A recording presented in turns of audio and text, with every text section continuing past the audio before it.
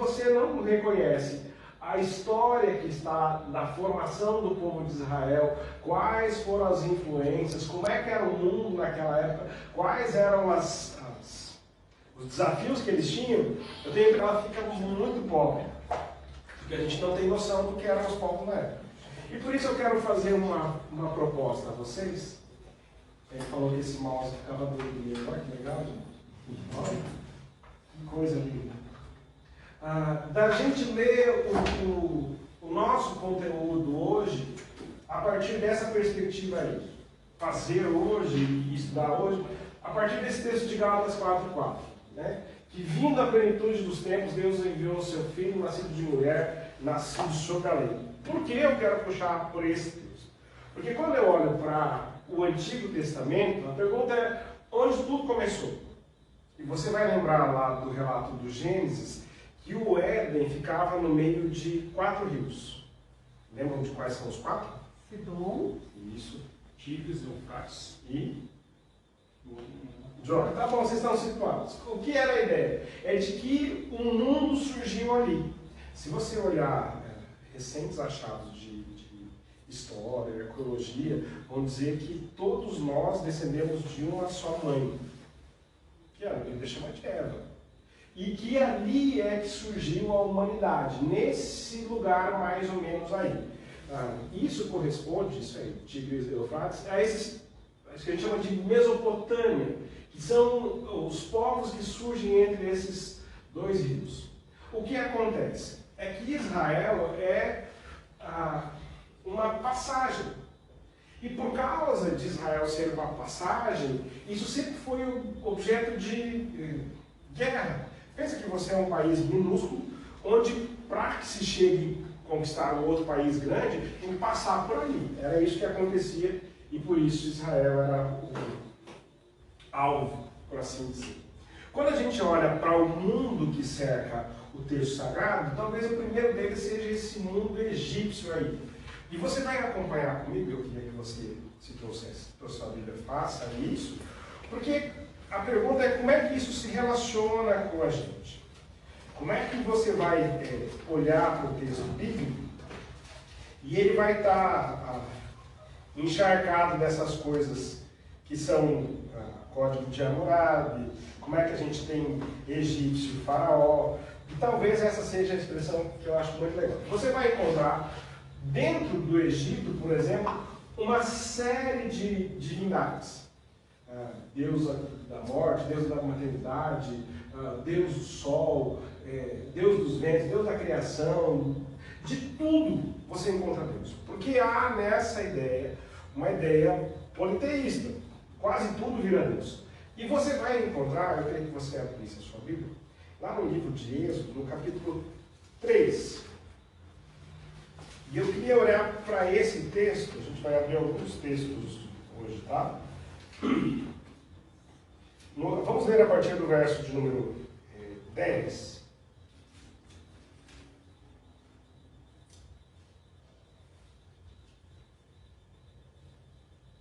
Até o verso de número 17, tá bom? Se você trouxe a sua Bíblia, não sei se vocês fazem isso na aula, se lembram? Então, vamos ler o texto? Êxodo capítulo 3, verso 10 em diante. Sou eu que leio. Vem agora, pois, e eu te enviarei a Faraó para que tires o meu povo, os filhos de Israel, do Egito. Então Moisés disse a Deus: quem sou eu, para que vá ao Faraó e tire do Egito os filhos de Israel? E disse, aí pode ler. E disse, certamente eu serei contigo, e isto será por sinal do que te enviei. Quando houveres tirado este povo do Egito, servirei a Deus nesse momento. Nesse monte, desculpa. 13. Então disse Moisés a Deus: eis que quando eu for aos filhos de Israel, e lhe disser: o Deus de vossos pais me enviou a vós. E eles me disserem: qual é o seu nome? Que lhes direi? E disse Deus a Moisés: eu sou o que sou, disse mais. Assim dirás aos filhos de Israel: eu sou, me enviou a vós. 15. Eu disse também a Moisés: você vai dizer assim aos filhos de Israel: Javé, ó Deus, Pai de vocês, ó Deus, de Isaac, Deus de Jacó, me enviou até vocês. Esse é o meu nome para sempre, e é com esse nome que serei lembrado de geração em geração. Depois Deus disse: vá, reúna os líderes do povo de Israel e diga que eu, o Senhor, é o Deus dos seus antepassados, o Deus de Abraão, o Deus de Isaac, o Deus de Jacó, apareci a você e ordenei que lhes dissesse: tenho visto a sua situação e sei o que os egípcios estão fazendo com vocês. Portanto eu disse, far-vos-eis subir a da aflição do Egito à terra de Cananeu, do Eteu, do Amorreu, do Perizeu, do Eveu, do Zebuseu, a terra que emana leite e mel. Muito bem, há uma promessa então. Agora, quando você olha para essa série de divindades, a pergunta do Moisés é uma pergunta muito clara, dizendo, quando eu for me apresentar lá, que Deus eu estou falando? Quem é esse Deus e qual é o nome dele para que eu o apresente? Você já viu essas... Isso. Quem lembra o nome delas? Pirâmides. Isso, pirâmides do Egito. Quando você vai olhar para o Egito, já nessa época aqui, pensa no tamanho dessa obra de engenharia. Eles tinham um processo de drenagem, de irrigação. Esse era um povo que tinha muito conhecimento. Esse povo desenvolve então esse politeísmo e eles adoram quase tudo, inclusive eles adoram o Nilo, eles adoram o Sol, eles adoram as estrelas. Eles têm uma espiritualização da natureza. Mais ou menos o que acontece hoje no que a gente está vivendo. Entende? Você não acompanha isso? Que as pessoas estão dizendo, o universo, a lua, a cachoeira, bom dia, sol, esse povo está voltando a adorar os deuses sem que haja necessariamente um nome disso. Tá? Você vai ver que antigamente eles dividiam o Egito em dois, em Alto Egito e Baixo Egito. É engraçado que geralmente a gente olha para o Baixo Egito, o de baixo, né? Mas é ao contrário, assim mesmo. E aqui eles tinham guerras entre eles. Então o Alto Egito conquista essa parte do Baixo Egito e eles passam a unificar. Mas quando o Moisés surge nessa história, ela não começa ali. Há uma série de relatos no livro de Gênesis de quando os patriarcas vão passar pelo Egito. Tem um desses episódios, inclusive, que o Abraão quase perde a Sara. Vocês conhecem a história? Que ele olha e fala, minha irmã, com medo que o faraó roubasse deles. Talvez se a gente voltar um pouco mais, lá no Gênesis capítulo 10, a gente vai começar a olhar para essa formação das nações. Lembra que tem o dilúvio, e a partir do dilúvio, Deus reconstrói toda a humanidade a partir de uma família. E dos filhos de Noé, chamados... Enoque? Não. Filhos de Noé. De quem? De Noé? Sim. Cã, Sem Jafé. Cã e Jafé. Tá? E aí, quando você vai olhar para essa disposição, você vai olhar para esses Sem, Cã e Jafé se espalhando e formando esses povos. Você vai acompanhar isso lá no relato de Gênesis capítulo 2. No Gênesis capítulo 11, é uma história que por vezes passa batido pela gente, que é essa história da Torre de Babel. Por quê? Porque até então, toda a terra conhecida falava uma língua só.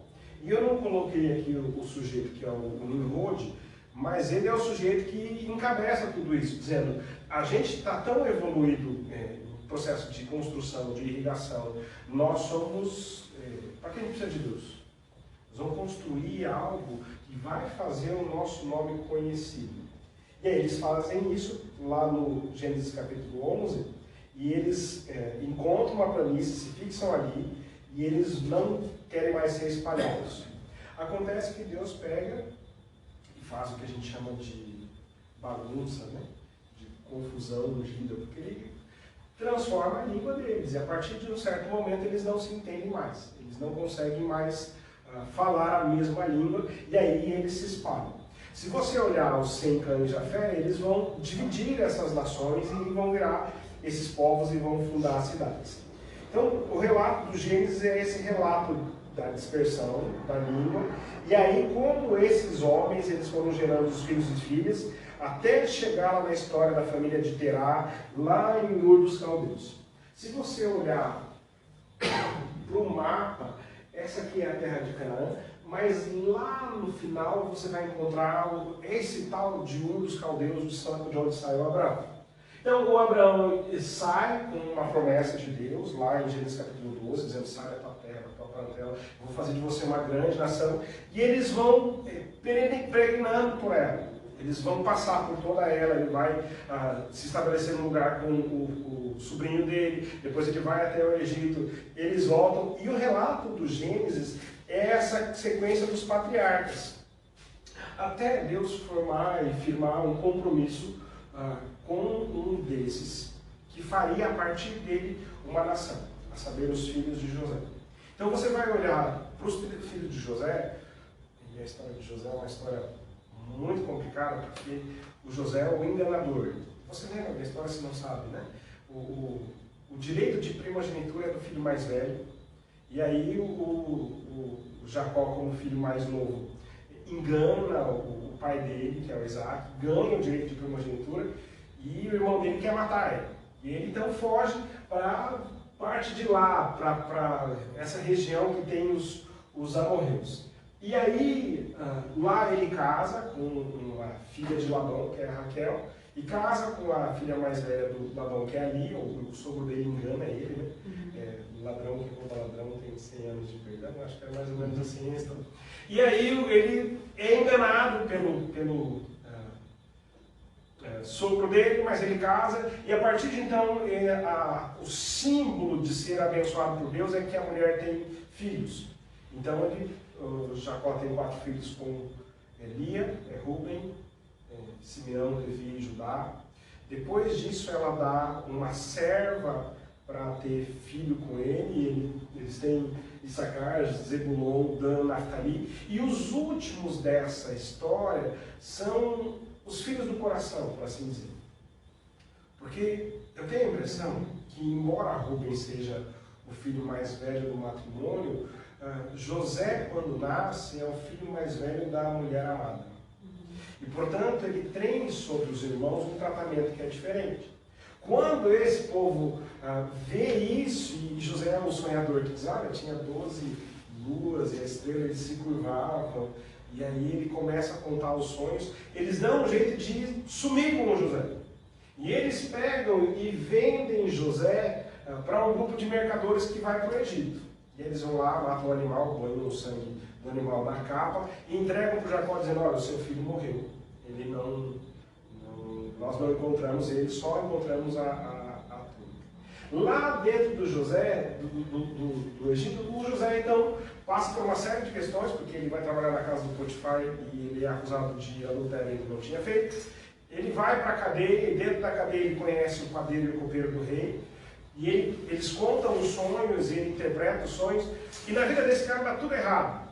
Mas ele não perde a fé e a confiança em Deus.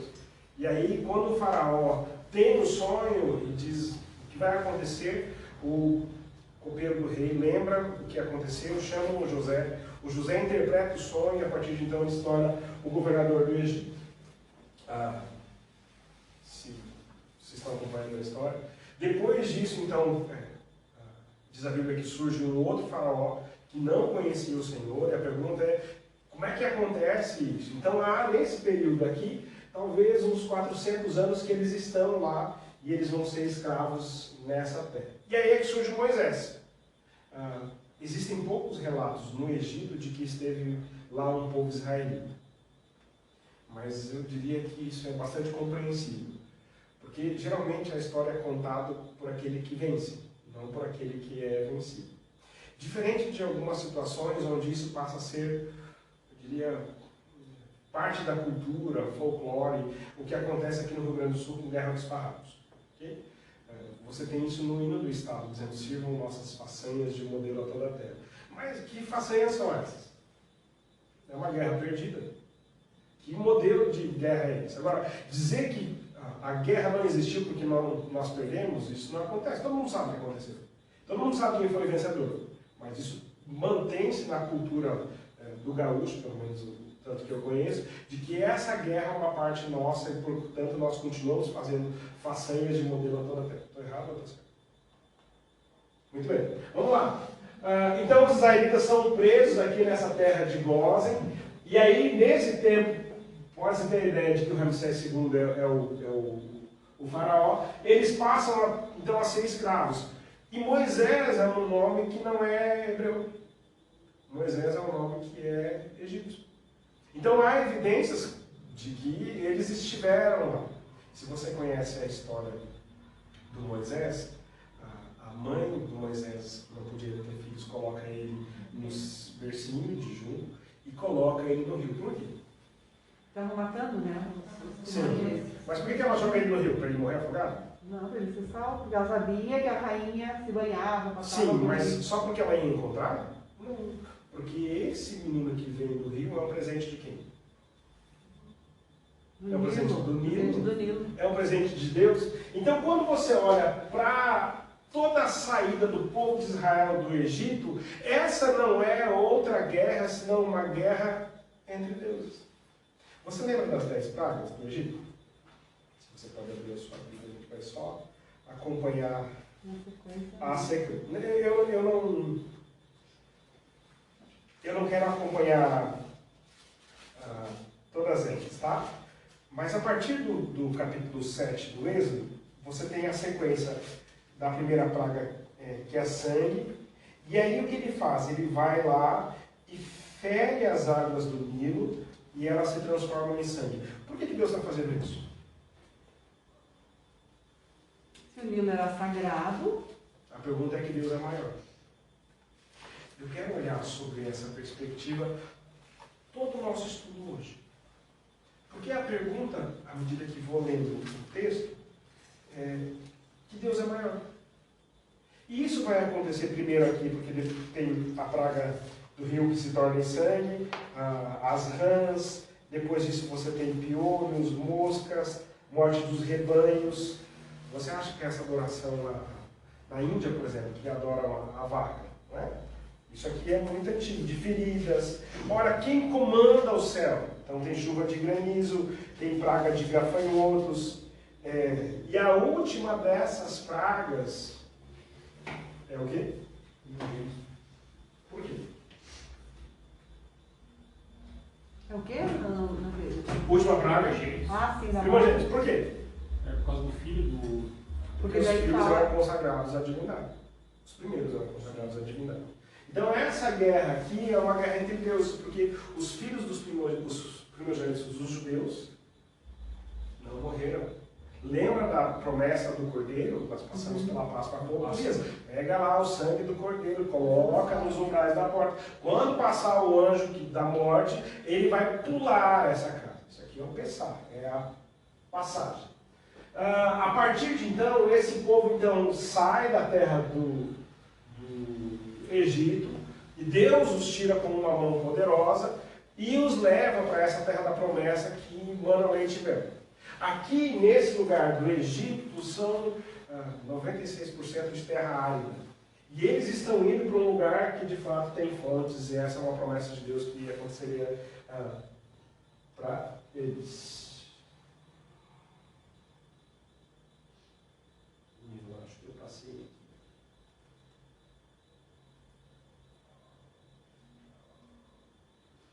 Então vamos lá. Aqui então é essa região da Mesopotâmia, do Tigre do Eufrates, tudo surge aqui nessa região. Aqui na parte do lado esquerdo você vai ver como era Jerusalém, Jericó. No meio, Nínive, bem aqui no canto é Ur dos caldeus, de onde sai o nosso querido Abraão. Os deuses do Egito, as pirâmides, tudo isso eles tinham: engenharia, drenagem, irrigação, adoração aos elementos da natureza. Tá bom? Então, nesse período aqui, quando eles saem, você vai acompanhando a sequência no texto bíblico. Porque eles vão, ao longo do texto, tendo promessas a respeito do que aconteceria se eles se mantivessem fiéis a Deus e a sua aliança, e quais seriam as consequências se isso não acontecesse. talvez uma leitura interessante, é o texto de Deuteronômio, no capítulo 21.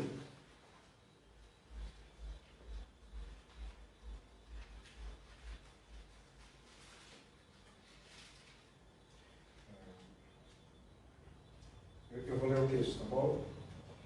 Olha só o que diz. Antes deles chegarem na terra prometida. Se vocês obedecerem fielmente ao Senhor, o seu Deus, e seguirem cuidadosamente todos os seus mandamentos que hoje lhes dou, o Senhor, seu Deus, os colocará muito acima de todas as nações da terra. Todas essas bênçãos virão sobre vocês e os acompanharão, se obedecerem ao Senhor, seu Deus. Vocês serão abençoados na cidade, serão abençoados no campo, os filhos serão abençoados, também como as colheitas da sua terra, os bezerros e os cordeiros dos seus rebanhos, a sua cesta e a sua amassadeira serão abençoadas, vocês serão abençoados em tudo que fizerem. O Senhor considerará que sejam derrotados diante de vocês os inimigos que os atacarem, virão a vocês por um caminho e por 7 fugirão.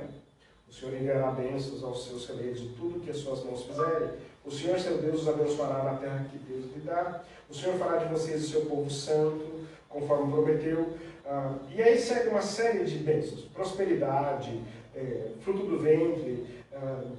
O Senhor abrirá o céu. E toda vez que a gente vai ouvindo um sermão desse, eu tenho a impressão que o povo vai crescendo assim, e o glória vai aumentando, né? Eu quero a bênção de Deus, eu quero receber isso. Não se desvie nem para a direita, nem para a esquerda. Olha só o verso 14. De qualquer dos mandamentos que hoje lhes dou, para seguir outros deuses e prestar-lhes culto. E aí começa, no verso 15, uma ruptura. Ele diz assim, olha, entretanto, toda vez que há uma conjunção adversativa, é bom que você pare para pensar no que ele está dizendo. No entanto, contudo, mas, todavia, se vocês não obedecerem ao Senhor, o seu Deus, e não seguirem cuidadosamente todos os seus mandamentos e decretos que hoje lhes dou, todas estas maldições cairão sobre vocês e os atingirão. Vocês serão amaldiçoados na cidade, serão amaldiçoados no campo. A sua cesta e sua amassadeira serão amaldiçoadas. Os filhos de seu ventre serão amaldiçoados, como também as colheitas da sua terra, os bezerros, os cordeiros, os seus rebanhos, tudo. Vocês serão amaldiçoados em tudo que fizerem. O Senhor enviará sobre vocês maldições, confusão, repreensão em tudo que fizerem, até que vocês sejam destruídos e sofram repentina ruína pela qual praticaram ao se esquecerem dele. E aí ele segue uma série de maldições. O que Deus está fazendo com o povo é um compromisso, dizendo, olha, se vocês obedecerem aos mandamentos, você vai ter bênção. Se você desobedecer ao mandamento, você vai ter maldição. Simples desse jeito. Então, no período dos juízes, você vai encontrar toda essa sequência. Está lá o povo, eles conseguem se estabelecer, então, nas tribos, e eles dividem essas tribos, mas não há uma unificação do reino. Isso aqui já que paramos da guerra, cada um por si e Deus por todos. E você vai ver nesse livro de Juízes uma sequência de coisas que começam a aparecer para nós e falam, mas por que isso está acontecendo? E há no ciclo de Juízes, que eu chamo ele de ciclo de 4 partes, que é assim, o povo faz o que o Senhor reprova, porque a ordem de Deus era que quando eles chegassem nesse lugar onde tinha lá os moabitas, os hititas, os amalequitas, eles limpassem a terra. A ordem era para eles matar mesmo. Vocês vão ser colocados aqui nesse lugar e vocês vão ser diferentes. Esse povo que está aqui tem uma série de expressões de culto que não é o que Deus queria. Por exemplo, você vai ter entre esses povos o costume de sacrificar um dos filhos para o Deus lá, o mal. E lembra quando Deus pede para Abraão sacrificar o seu filho? Uhum. E agora, o que acontece quando o Abraão vai lá e vai imolar o Isaac? Aparece, Deus mostra onde está o cordeiro. Por quê? Porque com Deus não é assim. Esse Deus se apresenta diferente do que acontece nos outros deuses. Então, lá em Juízes, você tem uma sequência que é assim: o povo se afasta de Deus. Deus manda, então, um povo desses que vai oprimir eles. Se você abrir a sua Bíblia lá em Juízes, você vai ver, por exemplo, Gideão. E é muito interessante, porque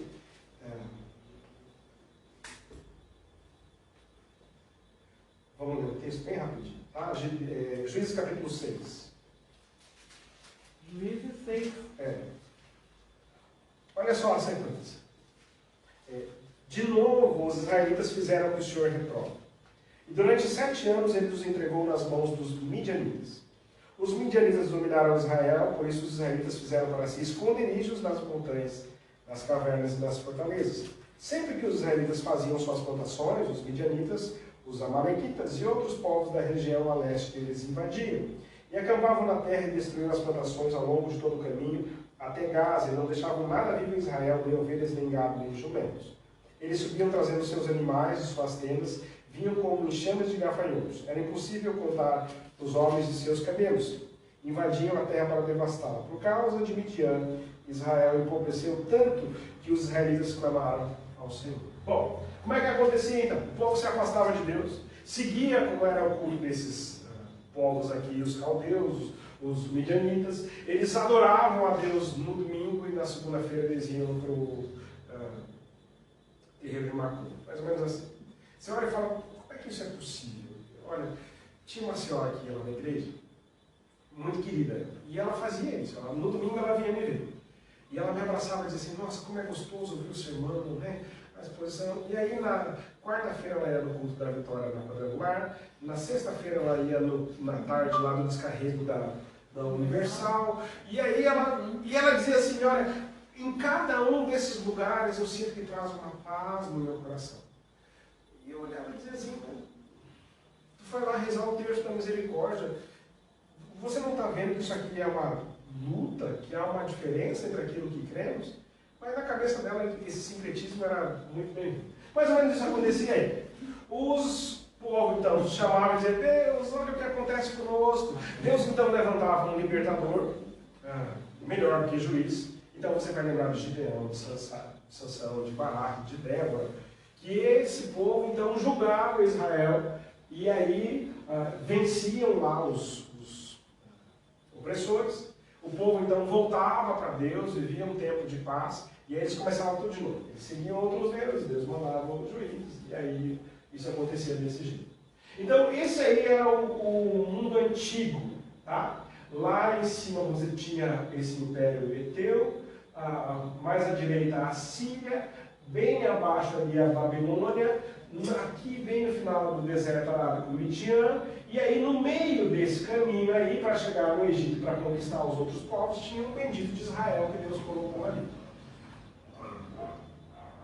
Havia uma promessa que Deus traiu o seu povo para a terra prometida, e isso aconteceu depois de 1000 anos. Mas nós chegaremos lá. Então ali os amorreus, a Síria, é esse povo então que vai conquistando Israel. E esses arameus vão falar uma linguagem, à medida que eles vão conquistando, eles vão impondo isso, e é a partir dali que surge então o aramaico, que é o idioma corrente deles. Lembra então que a esposa dos patriarcas vem nessa terra. Lembra de uma cena onde Raquel está indo para a terra prometida e está carregando os deuses do pai dela na sacola? Bom, você pode ver o tamanho da influência. Quando eles chegam então aqui na terra prometida, uma das formas de adoração eram deuses da terra. E eu vou destacar 2 deles básicos. Um deles é esse sujeito chamado Baal, que era o senhor da terra. Se você quiser acompanhar comigo, a leitura é de 1 Reis, no capítulo 19. E a gente vai ler... Desculpa, 1 Reis, capítulo 18. E aí a gente vai ler só essa parte do verso 18 até o verso 21. Tá bom? 1 Reis, capítulo 18, verso 18. Quem pode ler? 18 até quanto? 21. Então disse ele, eu não tenho perturbado a Israel, mas tu e a casa de teu pai, porque deixastes os mandamentos do Senhor e seguistes a Balaim. Agora, pois, manda reunir-se a mim todo o Israel no Monte Carmelo, como também os 450 profetas de Baal e os 400 profetas de Aserá, que comem da mesa de Jezabel. Então Acabe convocou todos os filhos de Israel e reuniu os profetas no Monte Carmelo. Então Elias se chegou a todo o povo e disse: Até quando cocheareis entre dois pensamentos? Se o Senhor é Deus, segui-o, e se é Baal, seguiu-o. Porém o povo nada lhe respondeu. Jóia, por que ele está dizendo isso? Porque Baal é o Senhor. E o Elias está dizendo assim, vamos ver de fato quem é Senhor. Se é Baal que coordena a chuva, o sol, as estações, o Elias chega para o Acabe, que é o rei, e fala assim, ó, pela minha palavra, enquanto eu não disser, não vai chover, não vai cair orvalho sobre a terra. Vamos ver que Deus que manda.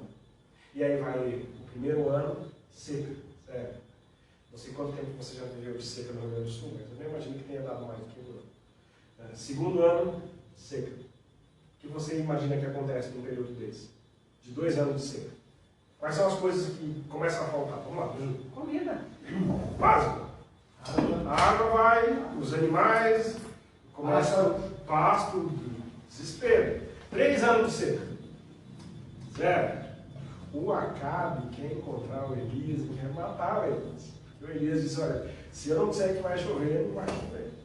E aí esse embate aqui é um embate entre os profetas de Baal, que é essa figura que aparece geralmente com uma cabeça de touro, que é descrito como o Senhor na terra.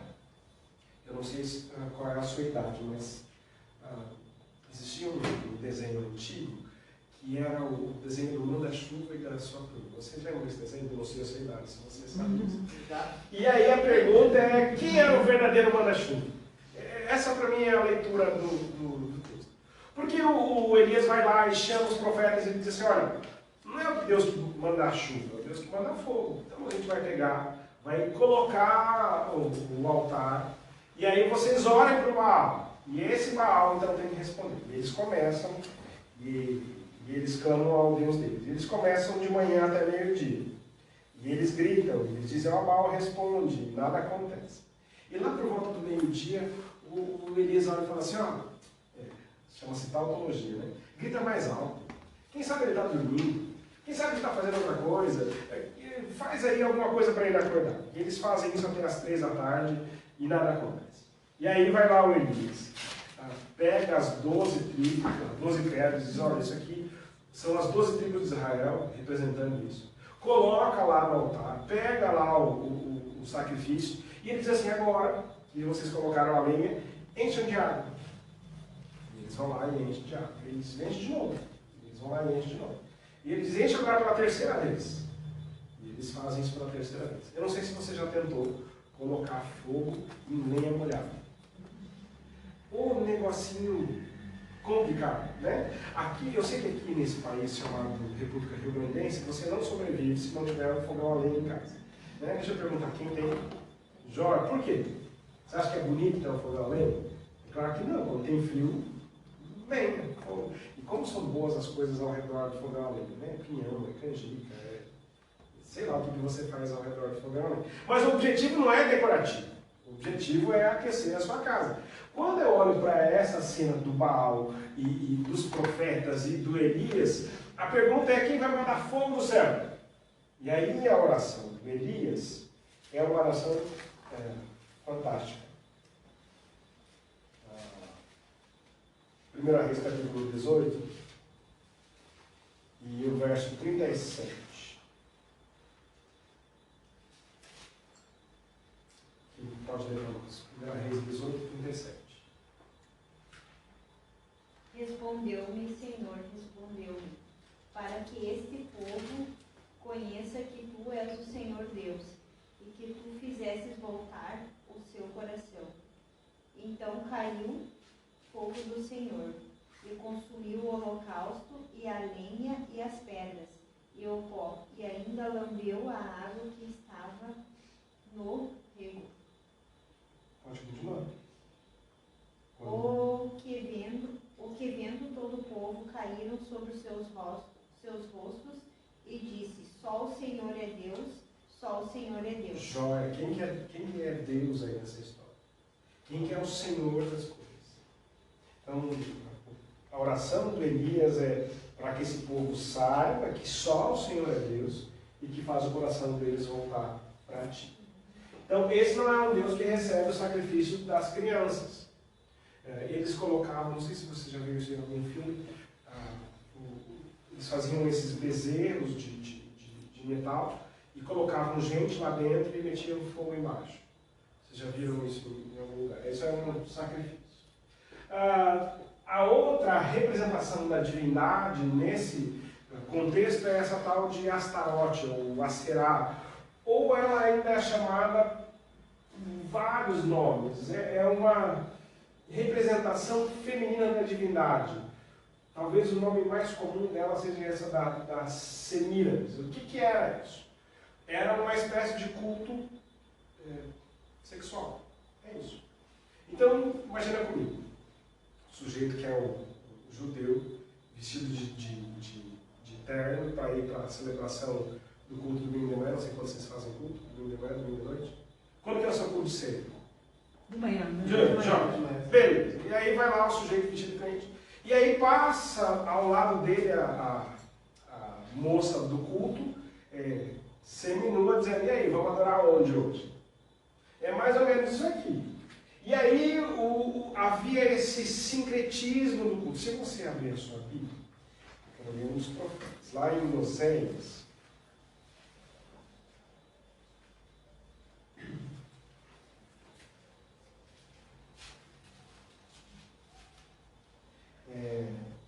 nós vamos ler o capítulo 4. Não tem Oséias na sua Bíblia? Da idade, irmão. Oséias capítulo 4.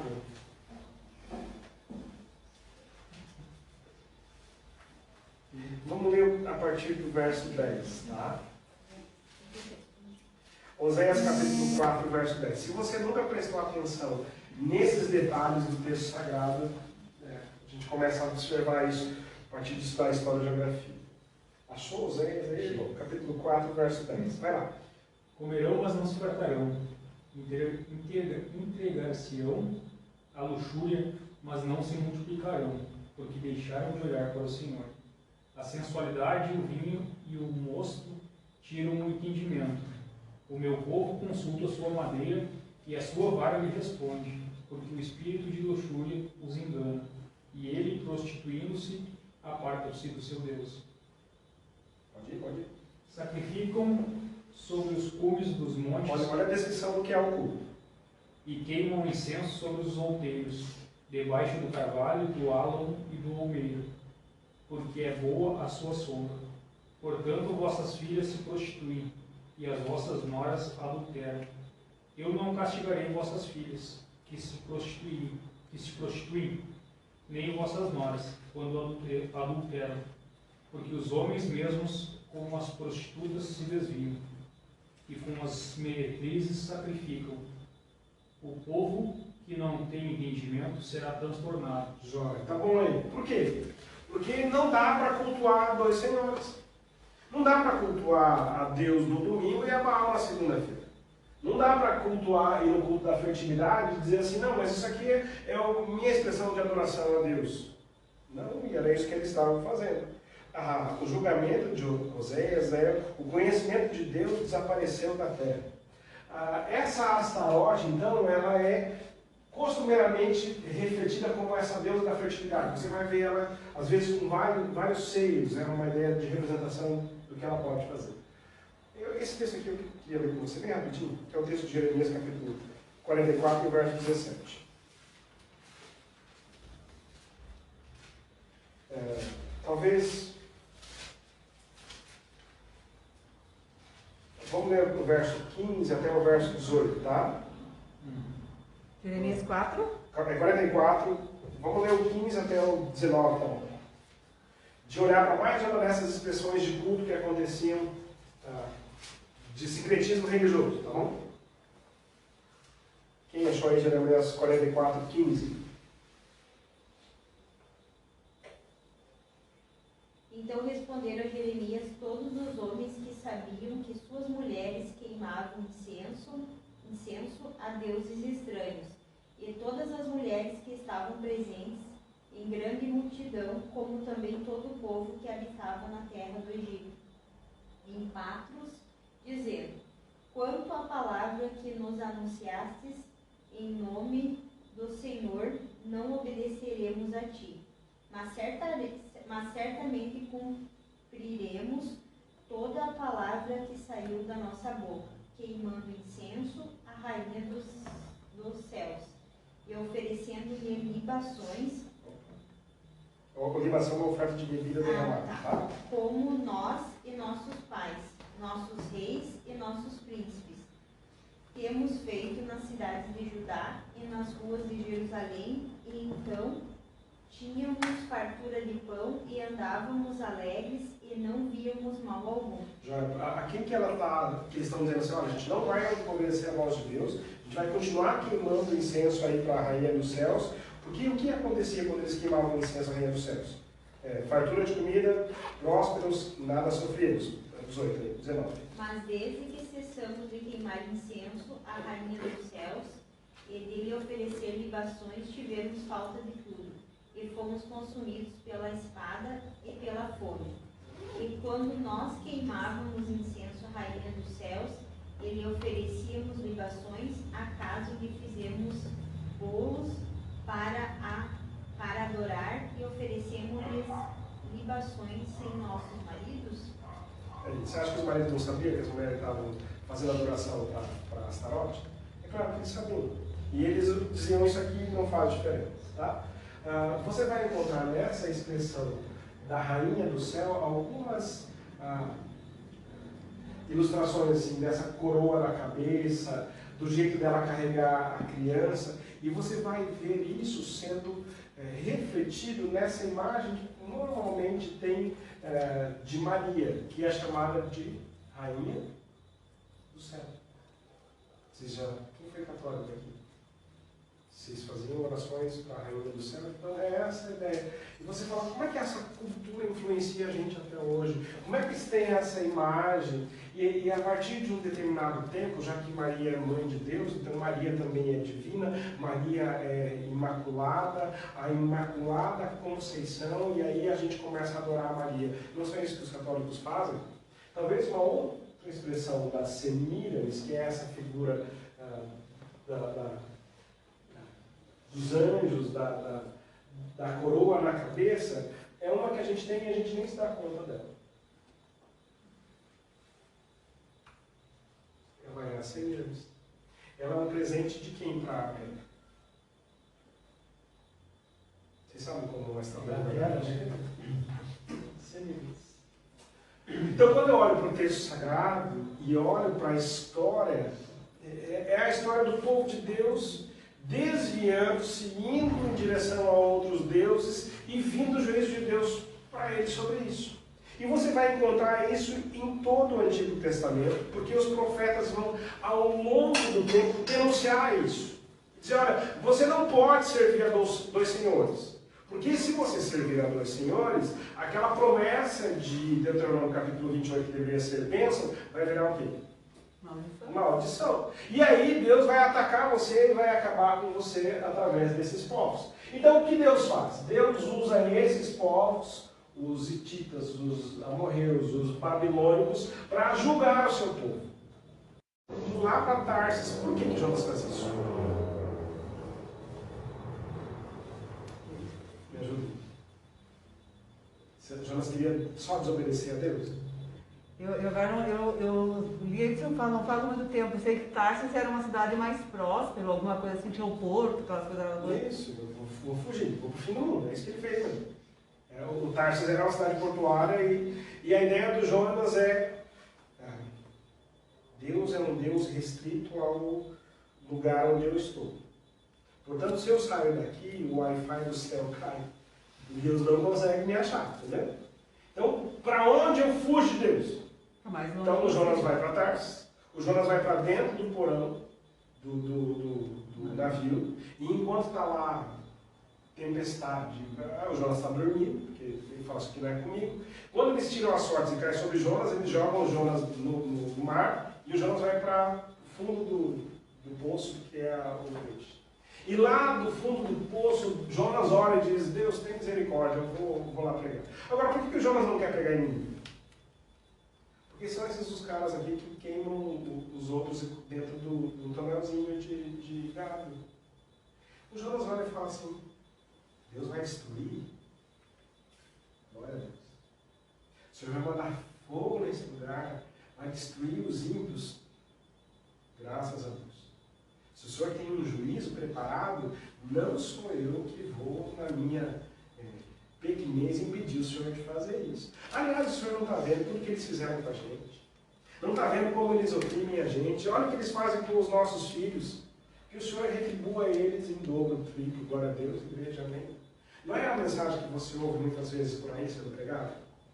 Que Deus vai pesar a mão, que Deus vai derramar o juízo. E eu fico olhando e dizendo que Deus tenha misericórdia da vida desse sujeito. Porque se Deus fosse para derramar juízo nesse sentido de os pecadores, Deus deveria derramar juízo sobre a minha vida e sobre a sua vida. Porque eu tenho certeza de que hoje você pecou. Você vai dizer para mim que você passou um dia inteiro sem fazer nada de errado. Eu vou dizer que, embora Carazinho seja uma cidade pequena, eu peco no trânsito de Carazinho. Bendito, abençoado, que não colocou os sinais sequenciais. Você para em todos os sinais em Carazinho. É impressionante o tipo de inteligência. Ele na volta. Sem contar as coisas. Sem contar os sujeitos que estão andando na roça, que não precisa dar seta para lugar nenhum. Aqui Carazinho é famoso. Quem atravessa a rua assim é gado. E Carazinho é um lugar que eu conheço em que quem está no meio da rótula não tem preferência. Aqui é o contrário. Quem foi o incircunciso? Quando faz a próxima, Aqui Talvez a minha vida de profeta Jonas seja dizer assim, ó Deus, derrama juízo sobre esse cidadão. E o Jonas vai orar nesse sentido. E a palavra de Deus vai para Jonas e ele vai lá e ele diz, agora vou pregar o juízo de Deus. E ele de fato prega. E ele vai até Jonas, Nínive, que é essa cidade com muralhas acima de 30 metros, olha, pelo menos 1 milhão de habitantes esse povo está aí. E ele diz, olha, se vocês não se arrependerem, Deus vai mandar juízo sobre vocês. E ele vai lá e se senta para ver Deus derramar o juízo. Mas Deus faz crescer uma arvorezinha, e o Jonas fala, como Deus é bom. No outro dia Deus vai lá e mata a arvorezinha, e o Jonas fala, pô, você não deixa nem ter um tempo de sono. E a oração do Jonas no capítulo 4 é assim, Senhor, não foi isso que eu disse quando eu estava em casa? Foi para isso que me apressei em fugir para Tarsis? Eu sabia que tu és um Deus misericordioso, compassivo, muito paciente, cheio de amor, que promete castigar e depois se arrepende. Isso é a descrição de Deus no Antigo Testamento. Essa cidade aqui, Naum vai profetizar a destruição dela, e mais ou menos 100 anos depois do Jonas, ela de fato vai ser destruída. Mas naquela geração ela não foi, porque o povo se arrependeu e voltou para Deus. Bom, deixa eu falar um pouquinho sobre isso aqui. Há na história de Israel, então, uma divisão entre os reinos, depois da morte de Davi, e ela começa lá no 1 Samuel 11, com o adultério de Davi. No ano que os reis vão à guerra, o Davi está em casa de boa na lagoa. E do terraço da casa dele, depois da soneca da tarde, ele vê uma mulher tomando banho. Você fala, cara, você devia estar na guerra, você não tinha que estar dormindo, você não deveria cobiçar aquilo que não é seu. E aí o Davi olha para essa mulher e diz, eu quero. Deixa eu fazer uma pergunta, alguma mulher pode dizer não para o rei? E aí vai lá o servo, chama a mulher, ele se deita com a mulher. E aí essa mulher engravida. E aí o Davi começa a entrar numa enrascada complicada. Porque ele diz assim, pô, se essa mulher engravidou, cadê o marido dela? Então ele tem uma ideia genial, ele chama lá o marido da mulher na guerra e fala, ô sujeito, vem cá. E daí ele fala, pô, tá muito complicado na guerra e tal, vai pra casa dar uma descansada. Porque na cabeça do Davi se esse cara dorme com a mulher, quem é o pai? Tem teste de DNA do ratinho, então acho que não. E aí esse cara é o pai. Mas o Urias fala assim, não, os meus companheiros estão na guerra, como é que eu vou para casa, comer, beber e dormir? Vou ficar aqui. E aí no outro dia o Davi tem uma ideia esplêndida e fala assim, ó, vou dar uns goró nesse cara. Vou... Como é que fala ficar bêbado aqui? Embebedar. Vou dar as cachaças pro cara. Ele não vai nem saber o rumo de casa, ele vai dormir e acordar na cama dele. Pronto, filho do Urias. Olha que ideia interessante. O Urias, desgraçado, dorme na porta do reino e vai para casa. Aí o Davi pensa assim, poxa, mas se essa mulher fosse viúva? E ele pega e faz uma carta, e a carta é assim. Comandante, coloca lá na primeira ronda o Urias para que ele seja morto. E o Urias não abre a carta e leva para o comandante dele entregar a sentença de morte. E de fato isso acontece. Ao final do dia, morrem alguns e há um relatório. E aí no final do relatório diz assim, e morreu também o Urias. E aí o Davi sabia que tinha terminado o trabalho dele. Acontece que você tem um profeta de Deus, né? E o Natan chega para o Davi e fala assim, ô rei, eu queria te contar uma historinha.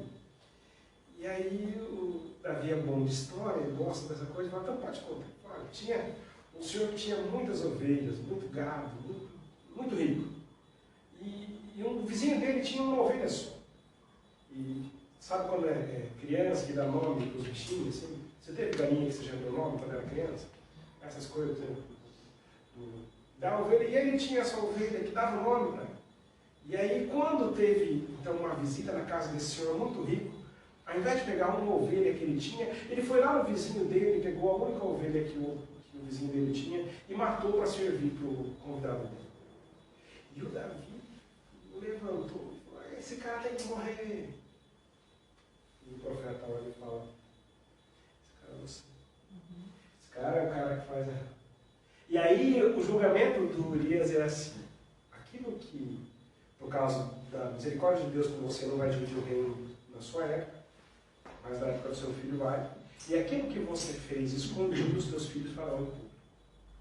De fato, isso acontece. O reino divide, então, depois da morte do Salomão, o Roboão fica para baixo e o Jeroboão fica para cima. As 10 tribos ficam para lá e 2 ficam para baixo. E aí o Jeroboão é o cara que me encanta por vários aspectos. Porque esse é o cara que diz assim, como é que é o culto lá em Jerusalém? Tem um templo, tem um sacerdote, tem sacrifício. Bom, então nós vamos instituir tudo isso aqui. Esse aqui é o cara que eu chamo de mercantilização da religião. É o cara que olha e fala assim, o que esse povo quer? Esse povo quer prosperidade, esse povo quer bem-estar, esse povo não quer compromisso nenhum, esse povo quer ouvir o que lhes vai agradar o coração. E o Jeroboão fala, fechado o acordo. A gente coloca aqui um monte, a gente adora Deus, adora Baal, adora quem você quiser. E aí você pode adorar aqui e não precisa ir a Jerusalém para adorar. Não parece muito o que acontece nos nossos dias hoje com um modelo de pregação? Vou dizer para vocês a minha crise como pastor. A minha crise como pastor é olhar para um povo querendo ser massageado no seu ego. E um povo que diz assim, não pode mais falar de coisas que mexem com a gente ou que constrangem a gente. Porque a gente quer viver um coaching espiritual. A gente quer viver só aquilo que nos dá prosperidade, porque nós seremos abençoados pela direita, pela esquerda, na minha frente, por trás. Não interessa o que eu esteja fazendo, Deus vai me abençoar. Você acha que isso vai acontecer? Você acha que Deus vai dividir a adoração dele? Não é o que acontece. Esse povo, então, segue a idolatria e aí Deus começa a enviar juízo. Há uma passagem muito interessante lá no Evangelho de João, no capítulo 4, falando a respeito dos samaritanos. Diz o texto que os judeus não se dão com os samaritanos. Por quê? Porque esses são os povos da tribo de cima, das 10 tribos, e esse povo, quando foi conquistado por esse sujeito chamado Nabucodonosor, ele, antes disso então, eles tiram o povo aqui das terras, e aí ali eles colocam gente de todo lugar. E há na Samaria um secretismo religioso. O judeu que ficou para baixo olha e fala, esse povo não é povo de Deus, portanto eu não converso com ele. Tá bom? Um grande conquistador foi então o senhor Nabucodonosor. E eu achei muito interessante essa figura aqui, que eles chamam de crescente fértil, que é essa parte que vai lá desde o Egito até a Mesopotâmia, e ela faz uma meia lua. E eu queria mostrar para vocês algumas imagens de países árabes, uma liga árabe. E a pergunta é, em quantos deles você consegue identificar a meia lua? Identificar o que é meia lua? Na Mauritânia. A gente não tem nem noção disso. Da onde surgiu essa bendita meia-lua aqui? Ó? Essa região. Tá? E esses povos aqui dizem, essa aqui é a nossa região, nós somos donos disso aqui. Vai lá no Nínive, na Babilônia, até lá em cima onde tinham os amorreus. Olha lá na Tunísia, na Algéria, na Líbia. Crescente fértil. Se os assírios, então, levam o reino do norte, desaparece, nunca mais esse povo que seguiu Jeroboão é encontrado, havia uma promessa de Deus que da tribo de Judá nasceria o Redentor. E essa tribo, então, mesmo sendo levada para o cativeiro babilônico, é a tribo que permanece. Então você vai encontrar algumas coisas muito interessantes. Por exemplo, Jeremias capítulo 29, verso 7, é um texto que esse povo já está no exílio. Já foi tirado ali da sua terra.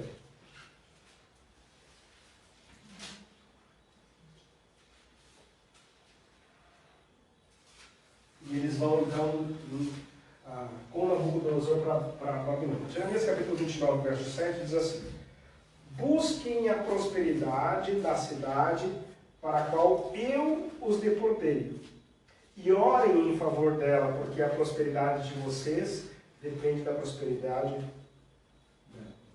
Quem foi que deportou o povo? Você acha que simplesmente os babilônicos chegaram, surgiram? Não. Deus está chamando o povo dele para si.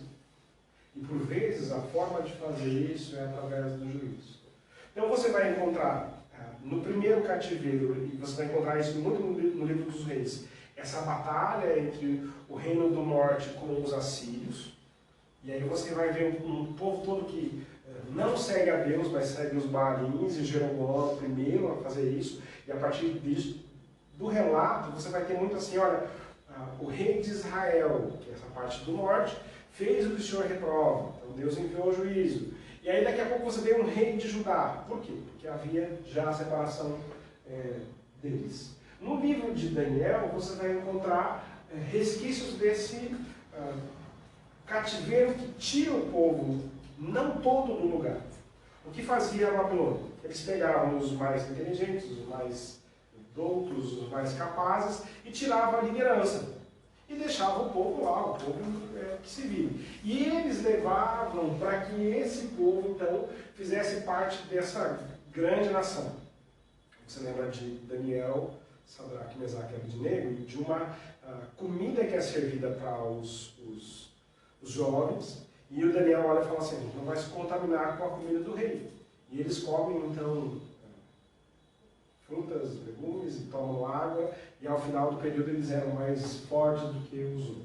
Né? Texto de Daniel. No final de Daniel, você vai ter ainda um outro império aparecendo, que é o império dos Medos e Persas. Você vai ver Daniel chamando Dario de o Medo. E aí esses impérios então vão conquistando um ao outro, e Israel está sempre lá no meio sendo conquistado. Então, esses povos babilônicos tinham sacrifícios em campo aberto, e você vai encontrar aqui algumas histórias bíblicas. Por exemplo, o livro de Esther vai falar desse império persa. O livro de Daniel.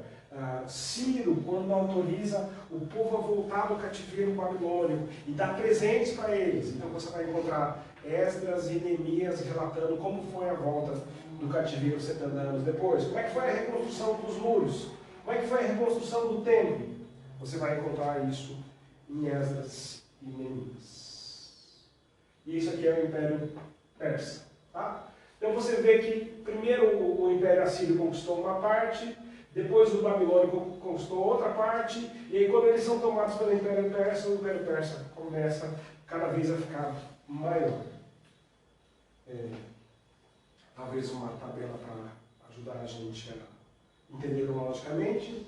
O Império Assírio, divisão do reino, daí a queda do reino de Israel pela Assíria, então ele é levado. O Império Babilônico vem então toma a Síria, e daí a Babilônia vem e invade Jerusalém, tem uma primeira deportação, depois tem uma segunda, e aí você tem Ezequiel, e uma terceira invasão com os Ezequias, e todo mundo vai para a Babilônia. Tá?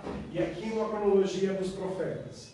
Lá no profeta Jonas, a questão do Império Assírio, Nínive, depois Amós, lembra de José, a gente falou do sacrifício debaixo do terebinto, a profecia de Isaías, Jeremias, o Abacuque, aqui o final de Daniel, e é isso aqui quase depois do exílio, de Joel, de Obadias, e restauração do culto em Israel. Perguntas? Tudo claro como a noite.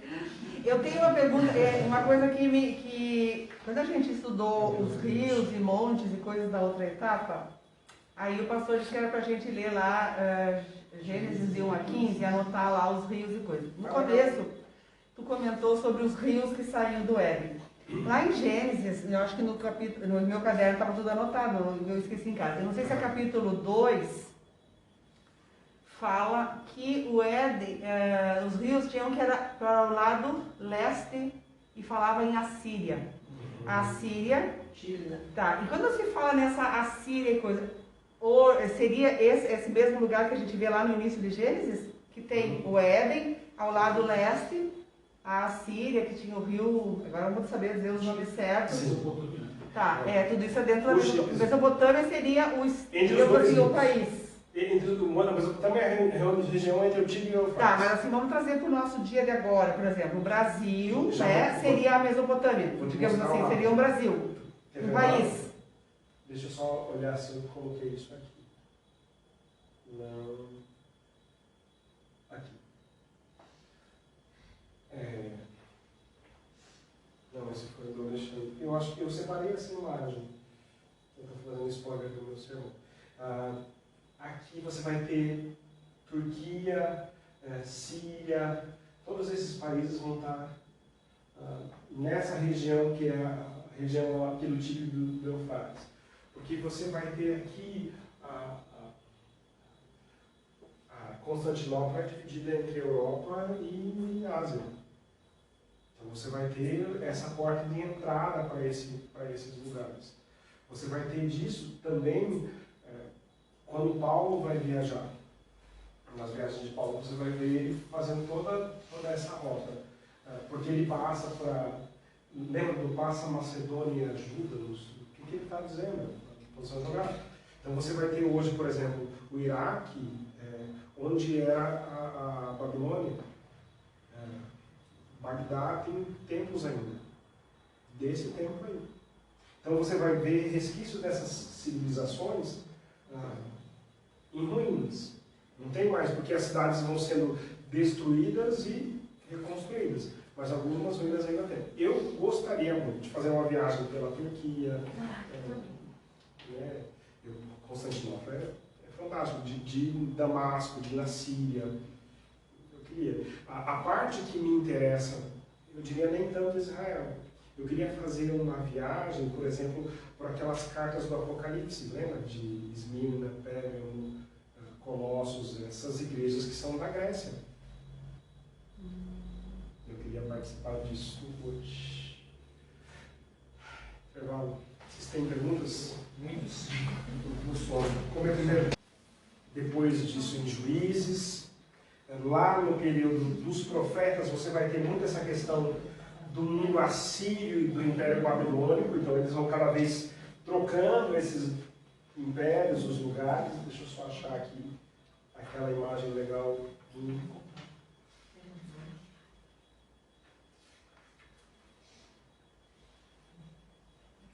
Porque se você analisar o espaço, ele continua sendo o mesmo mundo. Só que daí troca de governo, entendeu? Vem a Síria, daí é tomada pelo Babilônio, daí os babilônios vão lá e dão derrubada de novo. E no meio disso está Israel, tá? Então os assírios levam o reino do norte embora, nunca mais se vê isso. Os babilônicos então levam o reino do sul, e há uma, sei lá, cumplicidade entre os persas e o Daniel. E aí, depois disso, no tempo de Zorobabel, ele manda de novo, manda os utensílios do templo de novo. Muito interessante. Não é para hoje, mas o texto de 2 Reis, capítulo 5, é uma história muito legal.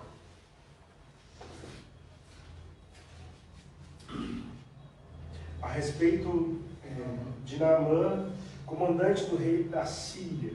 Então isso aqui é aquela primeira parte ainda. E eu olho para essa menina, e essa menina tinha tudo para reclamar, dizer, haja fogo de Deus na sua cabeça, mas ela prega o Evangelho. E aí o Naamã vai e o Eliseu por aí da lepra. Depois desse período de império Medo-Persa, eles abarcam uma grande parte, surge no canto esquerdo aqui da tela essa parte que começa com os gregos. E é um sujeito que é macedônio, e talvez o grande ícone dessa conquista. A gente não tem noção de como a gente é influenciado por isso. Mas se você lembra dos deuses clássicos da mitologia grega, lembra? Isso, Zeus, Hércules, Poseidon. Isso aqui eu quero visitar. Porque essa aqui são as ruínas do Partenon, né? Lugar da Grécia, Atenas. Então, lembra de Atos, quando o apóstolo Paulo vai chegar na cidade de Éfeso e a expressão é grande é a Diana dos Efésios, é aquela ideia da Semíramis que caiu do céu, com a cabeça dela caiu do céu, então eles foram lá e fizeram a escultura.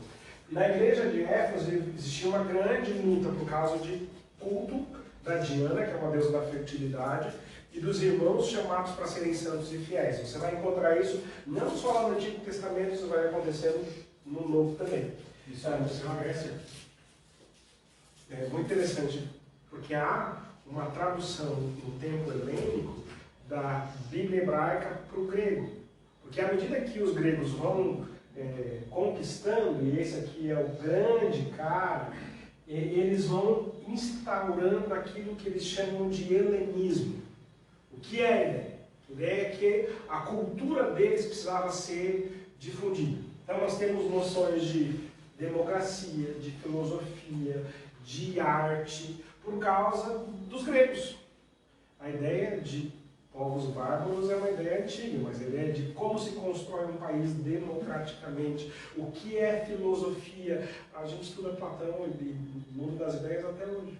A gente não tem noção de como isso influencia a gente até hoje. Esse sujeito, então, que é o Alexandre o Grande, ele é o Alexandre III, ele leva 10 anos para conquistar o mundo inteiro da época dele.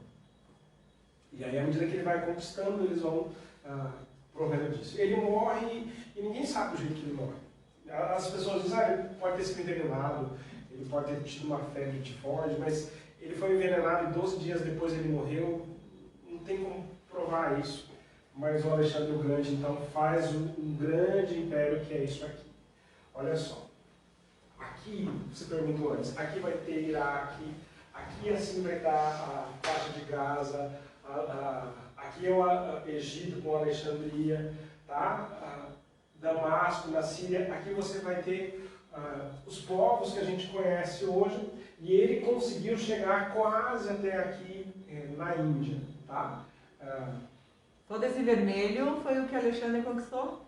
Sim. Então, quando ele chegou na outra ponta ali, os caras daqui já estavam se rebelando contra ele. De tanto longe que é, assim.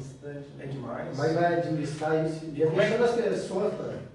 Sim, mas como é que você administra isso tendo um exército suficiente para proteger? Mas ele consegue isso à medida que ele vai... De novo, é uma guerra de deuses. A gente está levando os nossos deuses. Quando a gente subjuga um povo, a gente impõe os nossos deuses. Quando a gente é subjugado, então a gente recebe os deuses dos outros povos. Então o Alexandre o Grande conquista o mundo menos a parte romana. E aí quando ele morre, eles começam a dividir esses estados, por assim dizer, porque ele dividiu isso em estado. E aí um reino dividido, já disse Jesus, não resiste, não vai dar certo isso aqui. Essa aqui é a cena que eu acho muito legal de Atos capítulo 17, quando finalmente o Paulo chega lá em Atenas. Tá? Você vai ver filósofos, epicureus e históricos, olha que interessante. Atos capítulo 17, verso 22 e 23. Quem pode dizer para a gente? Estando Paulo no meio do Areópago, disse: homens atenienses, em tudo vejo que sois muito religiosos. Pois passando eu e vendo os vossos santuários, achei também um altar em que estava escrito: ao Deus desconhecido. Ora, esse que vós honrais sem conhecer é o que eu vos anuncio. Esse é o Deus que fez o mundo e tudo que nele há. Então, o apóstolo Paulo acha uma forma de pregar o evangelho dentro do Areópago. O que é isso? É a representação dos vários deuses. Esse aqui é o Deus da lua, esse aqui é o Deus da chuva, esse aqui... E o Paulo olha e fala: esse aqui é o Deus que fez todas as coisas, não tem como criar uma imagem dele, porque ele é acima de todas as coisas. Há nesse período também o que a gente chama de período intertestamentário, porque se você pegar a sua Bíblia, e o último profeta é o profeta Malaquias, falando lá da questão da reconstrução do culto, de como deveria ser a forma do povo andar, há uma páginazinha em branco. E esse período aqui, a gente chama de período interbíblico, são 400 anos. Que há um silêncio profético dentro da Bíblia. Mas o que aconteceu? Aconteceu isso. Gregos, daí revolta dos Macabeus, não sei quanto vocês conhecem a respeito disso, mas é um povo que está sendo subjugado primeiro por gregos, depois por romanos, que falam: a gente vai voltar a instituir o culto, nós queremos um templo, nós queremos sacrifício, nós queremos voltar àquilo que Deus chamou a gente para fazer. E eles iniciam uma revolta e o principal deles morre, mas eles conseguem estabelecer o culto. Quando chega o Império Romano e derruba o Império Grego, ele vem desde lá da parte da Itália, eles conquistam Itália, Gália, eles ganham essa batalha aqui de Cartago, e aí eles expandem para o resto do universo. E agora há uma grande questão aqui.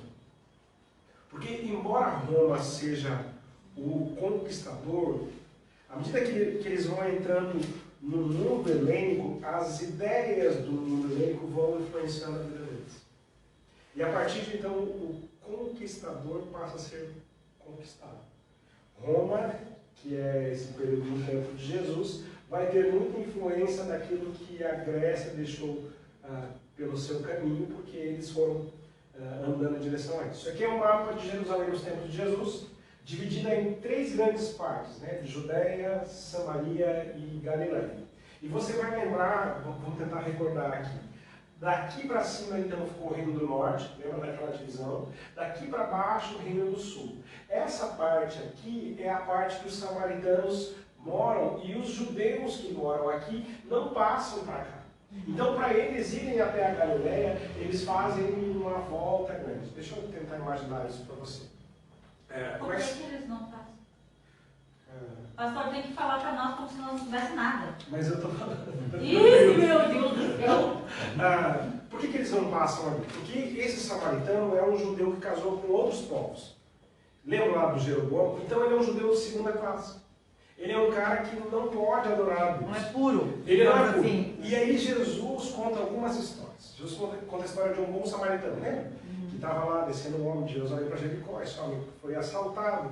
E aí passou um sacerdote e falou: não vou encostar nele porque eu vou me tornar impuro. Passou o servo do sacerdote, também não encostou. E aí passou um bom samaritano, foi lá, cuidou dele, colocou lá na hospedaria, pagou as despesas do cara. Por que ele está dizendo isso? Porque o judeu não passaria por esse meio ali para chegar até a Galileia, para não ter contato com gente impura. Lá em João capítulo 4, Jesus diz o texto de João, quando começa o capítulo 4, que era necessário que Jesus passasse por Samaria. E ali ele encontra a mulher samaritana e o diálogo é: qual é o lugar certo de adorar? Essa é a pergunta dela. Vocês adoram em Jerusalém, a gente adora nesse monte de Gerizim. E Jesus olha e diz assim: olha, está vindo a hora, de fato é a hora, agora, em que os verdadeiros adoradores adorarão o Pai em espírito e em verdade. Esse é o anseio dela. Então essa Samaria é o lugar onde os judeus não querem passar e Jesus passa por ali. Atos 1:8, há uma promessa de Jesus de que o Evangelho seria pregado em Jerusalém, Judeia, Samaria e até os confins da terra. Então essa promessa de Jesus, ela chega até a gente. Então você tem ali o local do batismo, eu acho que coloquei mais um que exemplifica isso, tá? Então, ao invés do judeu fazer esse caminho para chegar a Galileia, ele faria toda a volta para não passar pelo samaritano. É como se a gente tivesse que ir a Passo Fundo, e ao invés de passar aqui, a gente fizesse toda uma volta para não passar pela vila que tem ali no meio. Tá bom? Os deuses romanos. Quais são os planetas mesmo? Por que você tem, acho que tem esses nomes?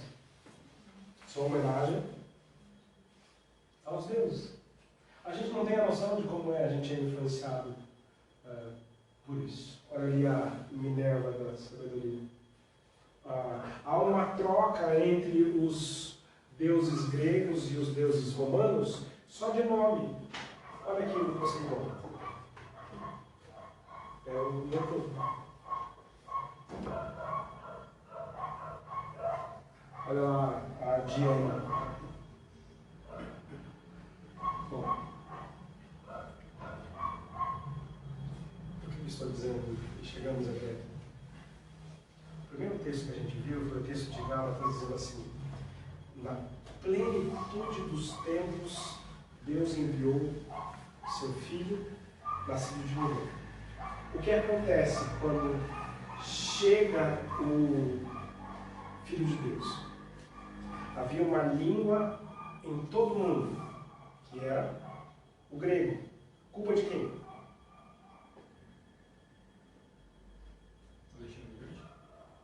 E havia um império que estabeleceu a paz, um tempo sem guerra. Eles chamavam isso de Pax Romana. Quando você se submetia ao império, então eles viveram um período de mais ou menos 100 anos sem guerra nenhuma. Quando foi que Jesus nasceu? Quando eles começam a falar do Evangelho, eles podem ir a todos os lugares do Império porque eles são cidadãos romanos. E eles falam uma língua e o Novo Testamento é escrito em grego. Por quê?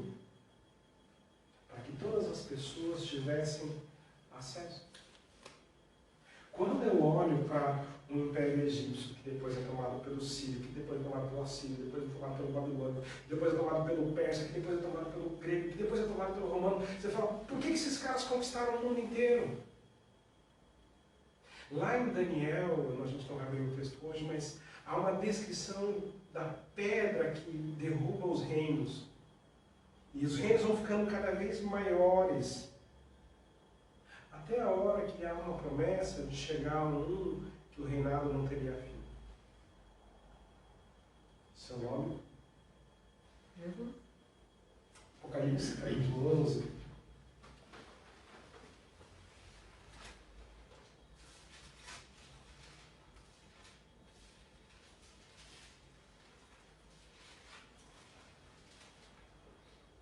Verso de número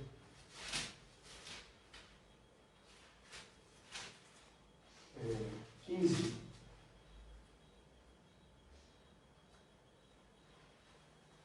Pode ler.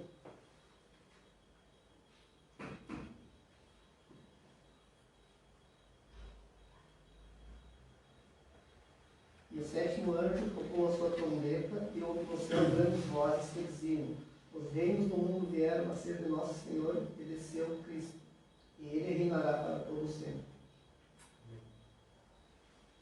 Quando eu olho para a história, eu tenho a impressão que a gente que crê em Jesus, por vezes, tem a falta dessa percepção de que Deus continua controlando a história. Há uma guerra no Antigo Testamento entre os deuses. Deus não divide a sua adoração. Há um juízo de Deus quando o povo é levado para o cativeiro. Há Deus sustentando o seu povo quando traz de volta. Há um Deus que sustenta o seu povo para que daquela tribo, daquela pequena vila de Belém, nascesse o Messias. E nasceu na hora, por acaso. Nasceu porque veio do nada. Nasceu na hora exata. Depois desse tempo aqui, o império começa a tomar uma forma tão grande que o imperador começa a ver a si mesmo como Deus. E aí eles faziam assim: uma vez por ano você tinha que adorar o imperador e dizer que ele era o Senhor. E aí você recebia um certificado que eles chamavam de libelo. E isso liberava você para adorar qualquer Deus que fosse. Então eles tinham que se ajoelhar e dizer que o imperador era Deus. Você acha que os cristãos faziam isso?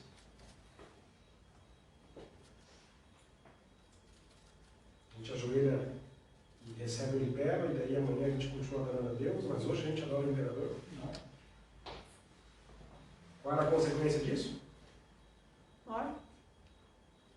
Coliseu, feras, o Nero pegava os cristãos, enchia eles de resina e botava fogo para eles serem tochas humanas para iluminar a cidade.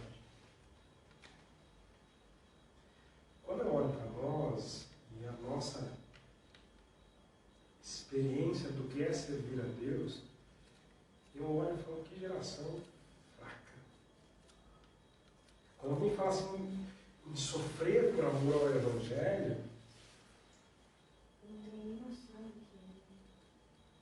não. Porque se você olhar para a vida dos apóstolos, há um Pedro crucificado de cabeça para baixo. Há um Paulo que é decapitado.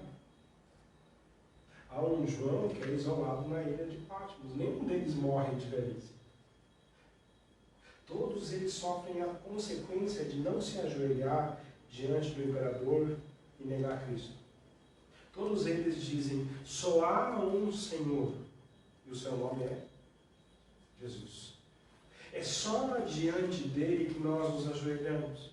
Você lembra de Filipenses dizendo que ele obedeceu e Deus lhe deu um nome que está acima de todo nome, para que é o nome de Jesus se dobre todo o joelho no céu, na terra, debaixo da terra, e toda língua confesse que Jesus é o Senhor, para a glória de Deus Pai? Um dia isso vai acontecer com todo o universo, porque o reino é esse que não tem fim.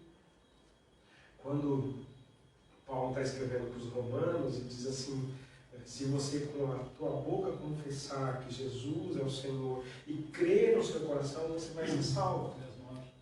Por que ele está dizendo de Romanos capítulo 10, verso 9 e 10? Por que ele está dizendo isso? É só a gente abrir a boca e dizer uma meia dúzia de palavras? Você acha que é isso que ele está dizendo?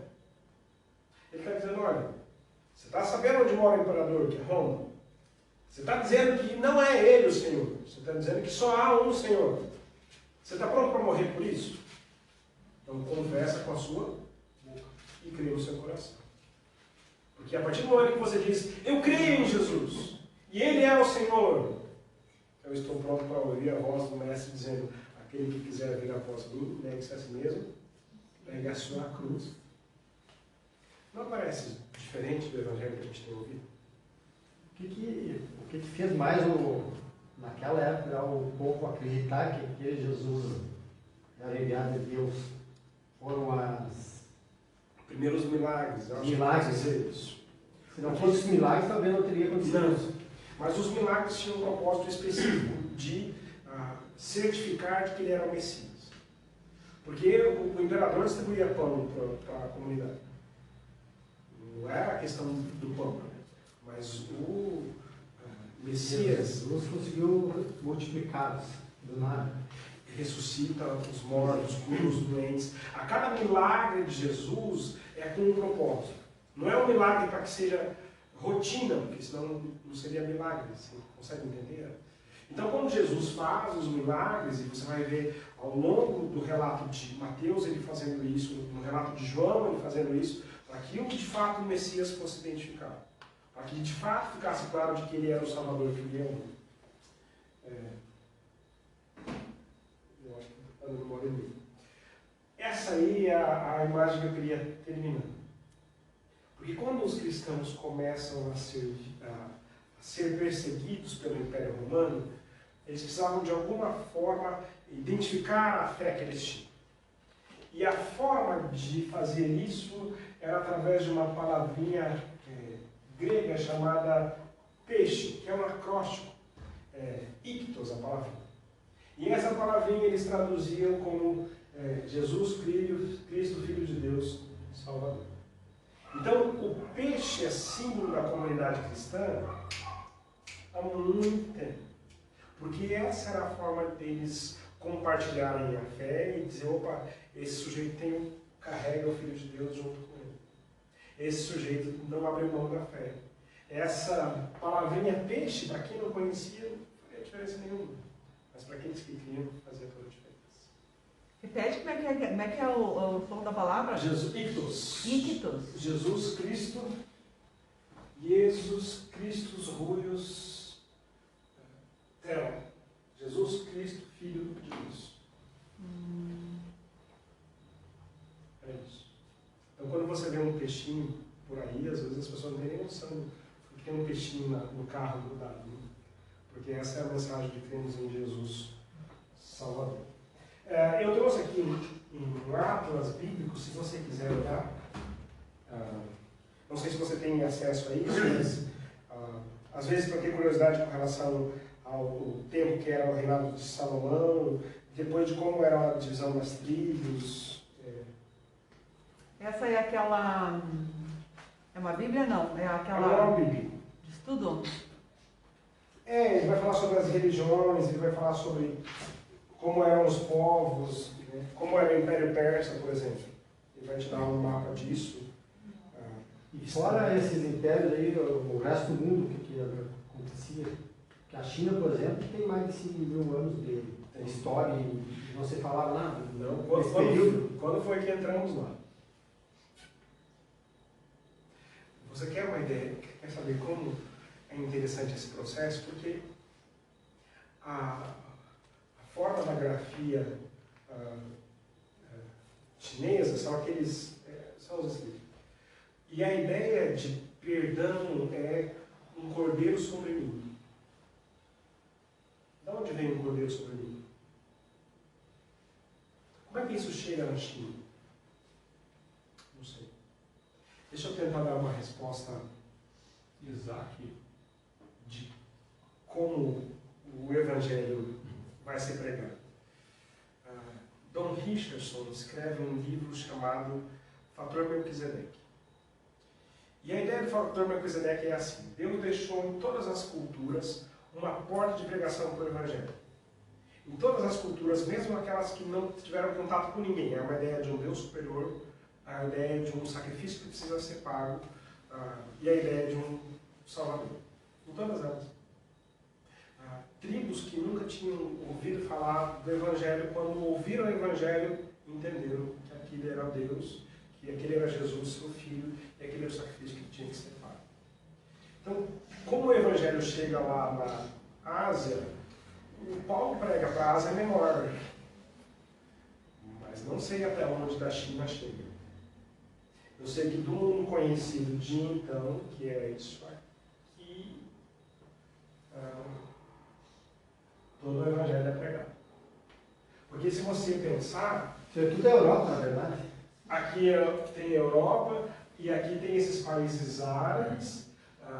Aqui você tem a África. E uma grande igreja existe na África. Como é que você explica isso? À medida que os cristãos vão sendo perseguidos, então, lá em Atos, o o sangue dos mártires é essa propulsão do evangelho. Porque os caras estão morrendo. Você acha que eles morreriam se de fato não tivessem visto Jesus, crido em Jesus, tocado em Jesus? Lembra do Tomé dizendo, se eu não tocar na mão, eu não vou crer? E aí Jesus olha para ele e diz, bem-aventurados os que não viram e creram, mas você pode encostar aqui. E a declaração de Tomé é Senhor meu e Deus meu. Porque Jesus venceu a morte. E aí o Tomé de fato creu. Eu devo confessar que eu sou muito Tomé. Eu não sei como é que você é na sua crise de fé, mas eu preciso ver para crer. Eu não sou um sujeito que crê facilmente. Que olha e fala assim, não, eu preciso... Eu não sou tão feliz assim, disse Jesus, né? Mas eu quero botar a mão no fardo. Acontece que o Evangelho não diz que a gente não pode questionar, muito pelo contrário, que a gente tem que questionar. Porque o questionar faz a gente ter prova da nossa fé. A gente não crê num conto de fadas, a gente não crê em Papai Noel, a gente crê no Jesus Cristo, Filho de Deus. Esse ser veio a provas disso. E ele está vivo, diz o texto do Apocalipse que o reino dele é o reino que não. Desse reino nós participaremos. Ele nos chamou do império das trevas para a sua maravilhosa luz. Egípcios, sírios, depois assírios, babilônicos, depois gregos, romanos. Quem manda no mundo hoje? Talvez a China. A China que nós temos essa. E daí? As grandes potências, né? A pergunta não é quem manda Quem fisicamente. dependemos, né? A pergunta é quem é o Senhor da sua vida. Porque não interessa quem manda. Interessa se a gente se prostrou aos pés do Salvador. Portanto, aquele que nasceu na plenitude dos tempos, nasceu porque Deus coordenou a história e construiu a história até ali. Mas- Você acha que se Deus construiu a história até ali, não está coordenando a história? Que nem esses que tem essas outras religiões não tiveram a oportunidade de conhecer. Como serão salvos? Sim. Deixa eu fazer uma pergunta. Porque na fé deles, eles Pela estão fé. certos. Uhum. Pela fé. Mas na fé deles, eles não são certos. Só que é outro Deus deles. Mas a Bíblia diz que Jesus vai voltar quando todos os povos tiverem, pelo menos, ouvido de Jesus. Se eles vão se converter, isso é eles com Deus. Eles têm que ouvir de Jesus. Não É, necessariamente. porque- Tem que aceitar. porque se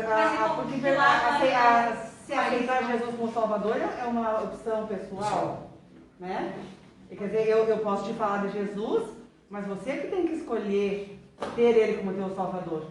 E a Bíblia diz que Jesus vai voltar quando todos tiverem ouvido dele. Não diz que todos tenham que aceitar a Ele. Mas e naqueles países que nem, tipo, já está exposto a religião.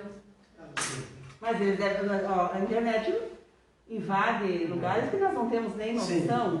Então, Sim. ouvir, eles podem ouvir. Se eles vão se converter, é um problema deles. Talvez uma das igrejas que mais cresce é a igreja da China. Como é que ela cresce? Não é uma religião que não pode. O Estado é a religião. Que religião é deles? Shintoísta, alguma coisa assim, né? Só que é meio Shintoísta, meio ou perseguido alguma coisa assim. o catolicismo lá. Então, o que fazem São os as igrejas cristãos? perseguidas, né? Eles têm os Sim. cultos Por exemplo, pagãos. não sei se você já acompanhou o batismo nosso. O nosso batismo é uma festa, né? A galera pulando, dando alegria e tal. Como é que eles fazem o batismo? Na madrugada, no gelo. O quê? No gelo? Gelo. Eu vi uma vez. E aí eles vão batizar na hora que a polícia vai estar tão frio que eles não vão procurar. Mas eles não deixam de viver a fé. Eles fazem pequenos grupos nas casas e há igrejas, por exemplo, no Marrocos, que não tem a Bíblia inteira igual a gente tem. Então eles têm porções do Evangelho. Lucas, por exemplo. E o que eles fazem? É ler o texto, até decorar o texto, e aí eles trocam o texto. Eu não sei quanto da minha Bíblia eu já li até decorar. Eu estou fazendo na igreja uma série que é a sequência do Sermão do Monte. Então, Eu preguei sobre as bem-aventuranças uns 6 domingos ou 7. Tá? Bem-aventurados os pobres de espírito, bem-aventurados os pacificadores, bem-aventurados os humildes, bem-aventurados os puros de coração. São 8 bem-aventuranças. Eu preciso me esforçar para lembrar elas de cor. Eu não sei se você consegue lembrar todas elas. A última delas é bem-aventurados os perseguidos por causa da justiça, porque deles é o reino, porque assim perseguiu os profetas que vieram antes de vocês. Então, eu não decoro o texto bíblico só porque eu sou pastor. Eu decoro o texto bíblico porque isso é o que todo cristão deveria fazer. Eu não sei quanto tempo Mas nós é que não temos adianta de decorar, liberdade. você tem que entender. Sim, mas à medida que nós vamos decorando, eu digo assim, essa mensagem vem para cá e depois ela vem para cá. Então, Será que adianta decorar? sim. Mesmo não entendendo? Não, mas se você ler e orar, é um processo de leitura de conhecimento bíblico. Então, deixa eu tentar responder primeiro a sua questão com relação aos como serão salvos aqueles que nunca ouviram falar do Evangelho. Né? Romanos vai dar uma ideia de que os homens diante de Deus são indesculpáveis, porque eles vão olhar para a natureza e dizer, não tem como isso ter surgido do nada. Eu olho para esse computador, por exemplo, e falo assim, um dia o vidro que está aí juntou todas as moléculas da areia e formou o vidro. É sensato dizer isso? Você olha para a natureza, assim, eu acho muito bonito quando a gente consegue ver as belezas. Aqui no Rio Grande do Sul tem quem não doido está em pezinho. Quando você olha para aquela grandiosidade, você fala, cara, não tem como isso ter surgido do nada. Como é que a gente mora nesse lugar onde a gente respira ar? Que a Terra não é nem tão longe do Sol que a gente ia morrer congelado, nem tão perto que a gente ia morrer queimado. Que há uma inclinação da Terra, porque a Terra um dia descobriu que ela tinha que se inclinar sozinha. Mas só o fato da Terra estar no nada, né? Que ela faz um movimento de rotação e translação. Você vai dizer assim, eu creio numa teoria que tudo surgiu do nada. E do caos foi se organizando. Eu não sei você, mas lá em casa é diferente. Lá em casa a gente começa a organizar e depois de uma semana está no caos. Não é assim na sua casa? Você fala, eu arrumo. E daqui a pouco vai alguém lá e desarruma. As crianças. Chora. Parece passar um furacão. Como é que você diz que do caos veio a organização? Não, alguém colocou ordem nisso. E por isso o primeiro texto da Bíblia é o texto de Gênesis. No princípio, Deus criou os céus e a terra. Tinha lá o caos e a desordem. Deus colocou esses caras no bolso. Deus manda. E Deus escolheu um povo para ser seu porta-voz, que é esse povo de Israel. Mas agora, nessa situação que está o mundo aí, eu acho que a cabeça Pior? ninguém mais acha quem está diminuindo. A gente paga um tempo, né? Sofre, o filho acha que a gente é ruim, que é isso, que é aquilo. Mas se você não manter a firmeza daquilo que você diz uma vez, e você abrir mão, e no outro dia você voltar atrás daquilo que você disse, você perdeu tudo. Eu acho que tem duas questões. Tudo, Assim. tudo. Os pais não fazem as coisas para os filhos para serem amados. Os filhos não têm que amar os pais, têm que respeitar. Vamos orar? Deus, muito obrigado pelo teu cuidado por essa noite, pelo tempo onde podemos ler a tua palavra e queremos rogar a ti que o Senhor nos ajude. Reanime, Senhor, as nossas forças para vivermos o Evangelho a cada dia, para sermos sal, luz, para fazermos diferença. Instrui o nosso coração a cada dia mais. Que a gente aprenda cada vez mais do Senhor e que a gente seja luzeiro nessa geração que não te conhece. Nos conduza esse pessoal que tem estudado a tua palavra, para que a cada dia cresçam na graça e no conhecimento do Senhor. Muito obrigado por esse privilégio. Nós oramos e agradecemos no nome de Jesus. Amém. Obrigado.